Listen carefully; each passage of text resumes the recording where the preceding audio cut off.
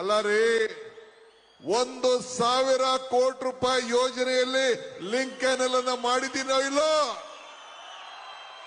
ಅದಕ್ಕೆ ಸುರೇಶ್ ಗೌಡ್ರು ಮತ್ತು ತುರುವೇಕೆರೆ ಕೃಷ್ಣಪ್ಪ ಏನೆಲ್ಲರೂ ಸೇರಿ ನಿಲ್ಸಿದ್ರು. ಆದ್ರೆ ನಮ್ ಗುಬ್ಬಿ ವಾಸಣ್ಣ ಬೇರೆಯವರೆಲ್ಲ ಸೇರಿ ರಂಗನಾಥ್ ಕ್ಷೇತ್ರಕ್ಕೆ ಒಳ್ಳೇದಾಗ್ತಾ ಇದೆ, ನಾನು ವಿರೋಧ ಮಾಡುದಿಲ್ಲ, ನಾನು ಬೆಂಬಲವಾಗಿ ನಿಂತ್ಕೊಳ್ತೀನಿ ಅಂತ ಇಲ್ಲಿಗೂ ಕೂಡ ಬಂದಿದ್ದಾರೆ. ವಾಸು ಕೂಡ ಇಲ್ಲಿಗೆ ಬಂದಿದ್ದಾರೆ.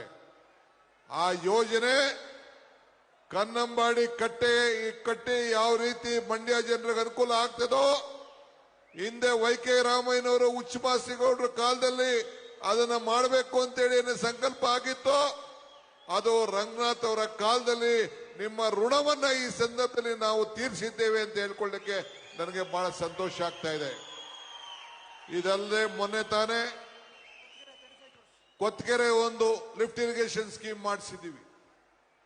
100 ಬೆಡ್ ಹಾಸ್ಪಿಟಲ್, 100 ಕೋಟಿ ರೂಪಾಯಿ ವೆಚ್ಚದ ಹಾಸ್ಪಿಟಲ್, 300 ಕೋಟಿ ರೂಪಾಯಿ ರಸ್ತೆ, ಇವೆಲ್ಲ ಕೂಡ ಮಾಡ್ಕೊಂಡು ಬಂದಿದ್ದೀವಿ.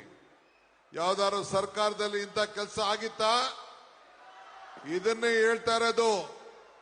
ತಂದೆ ತಾಯಿ ಋಣ ತೀರಿಸಿದ್ದೇವೆ, ಸಮಾಜದ ಋಣವನ್ನು ತೀರಿಸಿದ್ದೇವೆ, ದೇವರ ಋಣವನ್ನು ತೀರಿಸಿದ್ದೇವೆ, ಗುರುವಿನ ಋಣವನ್ನು ತೀರಿಸಿದ್ದೇವೆ ಅಂತ ಇವತ್ತು ಹೇಳ್ತೇವೆ.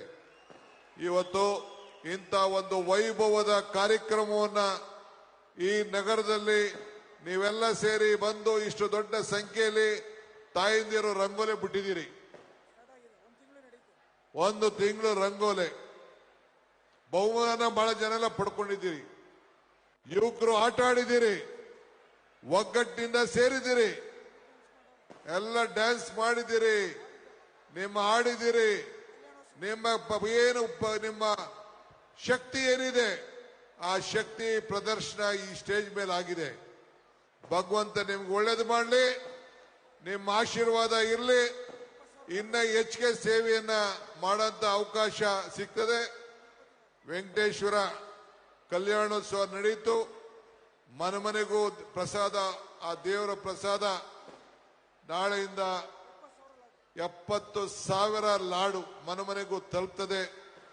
ನಿಮ್ಮೆಲ್ಲರೂ ಕೂಡ ಒಳ್ಳೇದು ಮಾಡಲಿ, ನಿಮ್ಮ ಆಶೀರ್ವಾದ ಯಾವಾಗಲೂ ಸದಾ ಇರಲಿ ಅಂತೇಳಿ ಪ್ರಾರ್ಥಿಸಿ, ನೀವೆಲ್ಲ ನಗನಗ್ತಾ ಇದ್ದೀರಿ, ಬಹಳ ಸಂತೋಷವಾಗಿರ್ಬೇಕು ಅಂತೇಳಿ ಪ್ರಾರ್ಥಿಸಿ ಎಲ್ಲರಿಗೂ ವಂದಿಸಿ, ಈಗ ತಾನೇ ಒಳಗಡೆ ನಮ್ಮ ಸುದೀಪ್ ಇದ್ದಾರೆ. ಸುದೀಪ್ ಬಂದಿದ್ದಾರೆ, ಮಾತಾಡ್ಕೊಂಡು ಬಂದೆ. ಇನ್ ಸುದೀಪ್ ಬಂದ್ಮೇಲೆ ನನ್ನೆಲ್ಲಿ ಕೈ ಬಿಟ್ಬಿಟ್ಟಿದ್ರು ಅಂತ ಲಾಸ್ಟ್ ಅಂತ ಹೇಳ್ತಾ ಇದ್ದೀರ. ನನ್ನೇನು ಕೈ ಬಿಡಲ್ಲ ತಾನೇ?